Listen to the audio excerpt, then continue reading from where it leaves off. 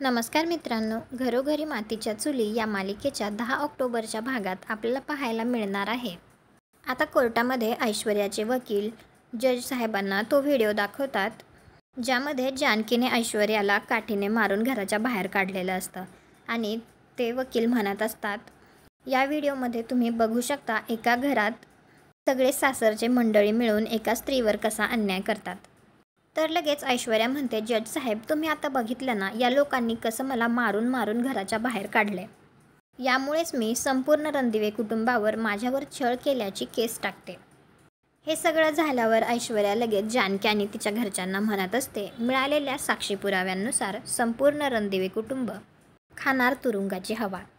तर लगेच जानकी तिला प्रत्युत्तर देते. ती म्हणते, तुझं खोटेपणा बाहेर काढण्यासाठी तुरुंगच काय, मी सुरुंगाचीही कमी नाही करणार. तुम्हाला काय वाटतं आता जानकी कशा प्रकारे हा डाव ऐश्वर्यावरच पलटवेल? कॉमेंट करून नक्की सांगा. व्हिडिओला लाईक करा, आपल्या मराठी मालिका चॅनलला सबस्क्राईब करा. भेटू उद्याच्या भागात.